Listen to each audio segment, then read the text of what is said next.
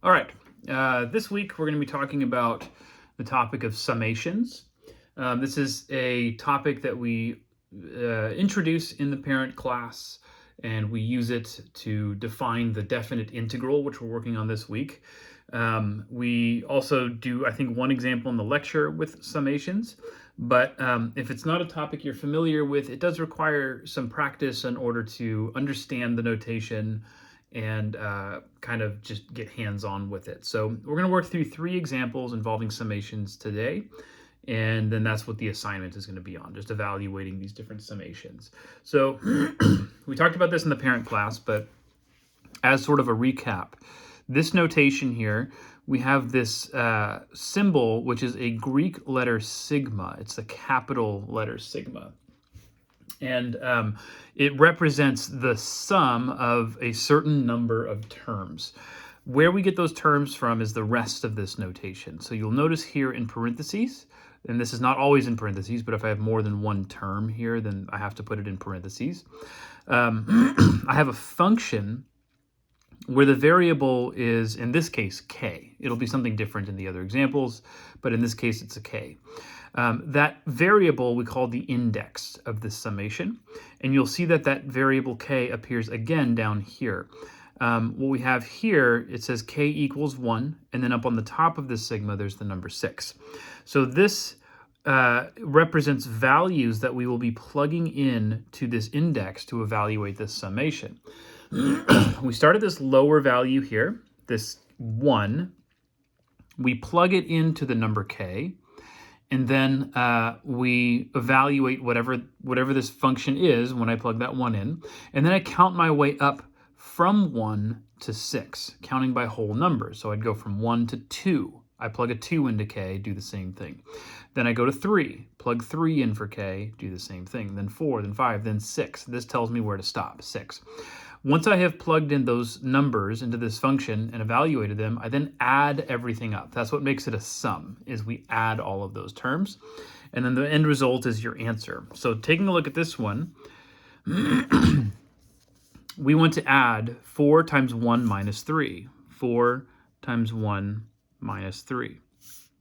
Okay, now you don't need to do this, but I'm going to put brackets around this just to indicate that this was the first term that came out of the summation. Those brackets end up not doing anything for us as far as the computation, but visually it helps you to discern like where each of these terms came from. So then we're adding the next term. So I'm counting from 1 to 2. I'm now going to plug a 2 in for k. So this looks like 4 times 2 minus 3. Then keep going, 3, 4, 5, and 6. We plug all of those in. 4 times 3, minus 3, plus 4 times 4, minus 3, plus 4 times 5, minus 3, plus 4, can I fit it? 4 times 6 minus 3, just barely fits. Okay. So when you are doing these summations, oftentimes you want to look for some kind of shortcut for doing the math. Because if you notice, if this were something I just wanted to plug into a calculator, then I have a lot of stuff to plug into my calculator. It's going to take me a while to type all of that in. However, you shouldn't really need a calculator for this, because if you notice some patterns, this is pretty easy to evaluate. So first of all, I notice that I have 6 terms that have a 4 times a number in them. 4 times 1, 4 times 2, 4 times 3, so on and so forth. If I were to group those terms up and factor that common factor of 4 out, I'm going to have 4, and then what would be left is 1 plus 2 plus 3, all the way up to 6. 1 plus 2 plus 3 plus 4 plus 5 plus 6. Then in addition to that, I have minus 3 showing up 6 times. Minus 3, minus 3, minus 3, and so on. 6 times, right? Instead of adding those individually, that would be the same thing as negative 3 times 6, which is just negative 18.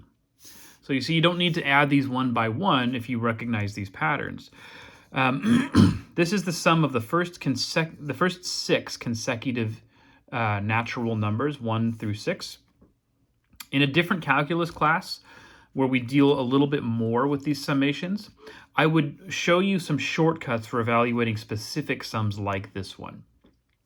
There's actually a simple little formula that you can plug this 6 into, which will give you the sum of these first 6 positive integers.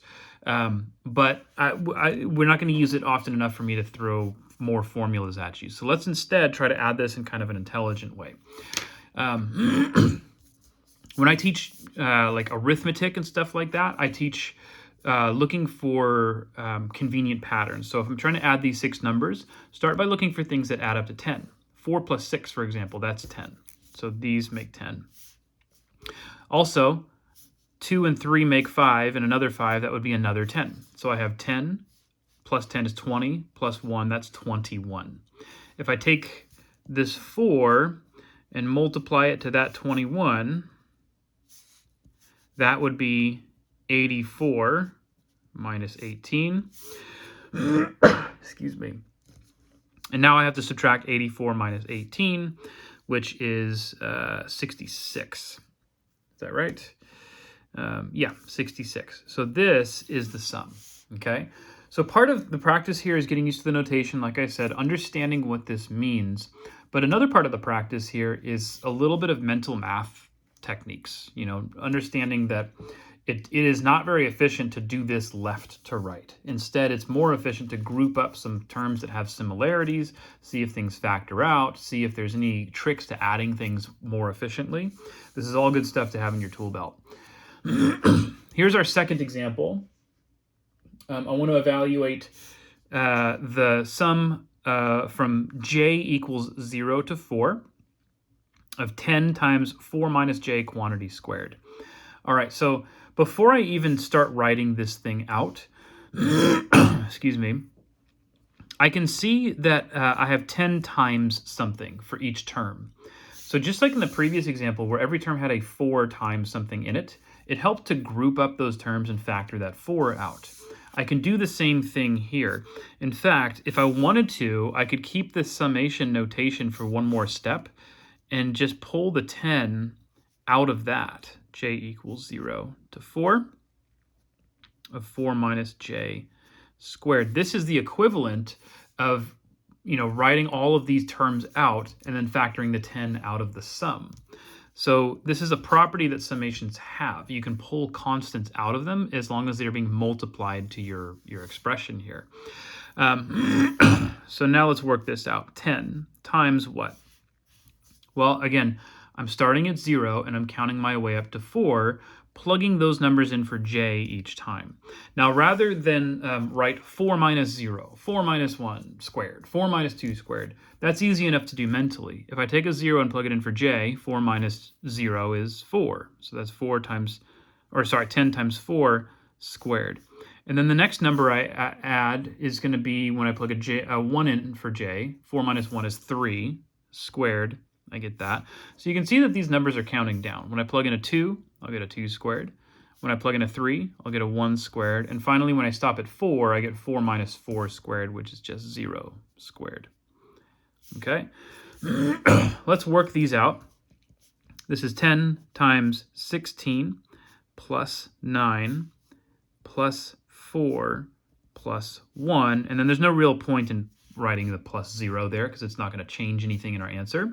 Once again, look for a smart way to add these numbers. So for example, 9 plus 1 makes 10. That's 10 right there.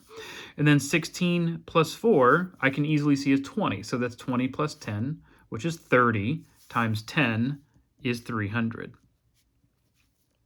It's really, really nice to have these mental math techniques because it'll save you all kinds of grief down the road. Okay. 1 second here.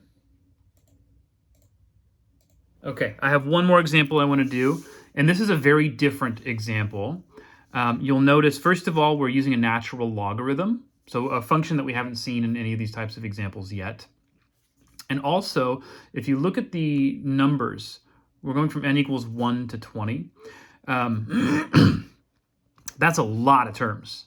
That's 20 terms that we have to add, all of which involve a natural log. That seems excessive, right? So if you see that and you think, does Professor Dale actually want me to do all of these terms, take that as a hint that there is probably a shortcut to this problem. I wouldn't give you a problem that requires an insane amount of just routine calculation. There is probably a trick here. So here's what we're going to do. Let's start by writing out the first few terms and see if any kind of pattern arises. This is equal to the natural log of what? Well, I'm starting at 1, and I'm plugging it in for n, and n shows up in a couple of places in this formula, 1 in the numerator and 1 in the denominator. So I'm going to plug a 1 in here, and then 1 plus 1, which is 2, is going to go at the bottom. That's 1/2 plus the natural log of, well, now I'm going to count from my way up from 1 to 20. So next would be 2. 2 over 2 plus 1 is 2/3. Notice the denominator is always 1 more than the numerator. In the numerator, I'm just counting up from 1. So recognizing that pattern, 1, 2, my next numerator is going to be 3, and my denominator will be 1 more than that. And then natural log of 4 over 1 more than that, 5. And clearly you can see a pattern now in these fractions. Rather than write out all 20 terms, let's do this, ... That indicates that there's a lot more being added here, and I'm just choosing not to write that all out. But let's at least write the last term. So the last term is what I would get when I plug a 20 in. That's 20 over 21. Okay? So there's clearly a pattern in those fractions, but then how am I supposed to do the addition? Obviously, I could plug all this into a calculator, but that's overkill. I don't want to do that. Instead, I want to use a logarithm property that's going to make life much, much easier on me. Remember, we have this property. Whoops. The natural log, and really any logarithm, it's not just for the natural log, but the natural log of A plus the natural log of B is equal to the natural log of A times B. And this is for 2 natural logs being added up, but you could repeat this over and over again if you're adding a bunch of natural logs and just multiply all of those arguments together. Well, here I'm adding up 20 different natural logarithms, and so I can condense all of that down to a single natural log where I'm just multiplying all of these arguments. 1/2 times 2/3 times 3/4 times 4/5. And then we indicated that there's a lot more going on there with this ... But the ... also kind of indicates that there is a pattern there as well. And we've already said what the pattern is. This goes as far as 20 over 21. Okay. And now, hopefully you've noticed that there is a very, very useful pattern here where we're multiplying fractions together, and most of the denominators will be able to cancel with a numerator of the same value. So this 2 and this 2, because one's a denominator and one's a numerator, those cancel out. These 3's cancel out. These 4's cancel out. You can't see it because it's in the ... here, but the next term would have been a 5/6, and that 5 would have canceled with the next 5. That's going to happen all the way through until the very end. Notice the term that would have come right before this would have been 19/20ths, and the 20 that would have been in the denominator would cancel with that guy. All that's left is this 1 in the numerator and this 21 in the denominator, giving me the natural log of 1 over 21. Okay, and as we've seen before, we tend to not want to plug this into a calculator to get a decimal unless we're talking about some kind of application problem where the decimal is useful, like if this is interpreted as dollars and cents or something like that. But natural log of 1 over 21 is an accurate way of representing your answer. Okay, so this example is here to just highlight that sometimes there are tricks that we can use to simplify our approach to evaluating a summation like this. And in this case, the hint that I was going to need some kind of a trick was really the fact that there were so many terms that would have come out of this summation. Again, if I give you a summation that has 20 terms or 100 terms in it, I am not expecting you to actually add all 20 or 100 or whatever it is of those terms manually. There is going to be some kind of a trick. And so think of it in those terms. You know, look for what the trick might be. All right, that's going to wrap things up for this video.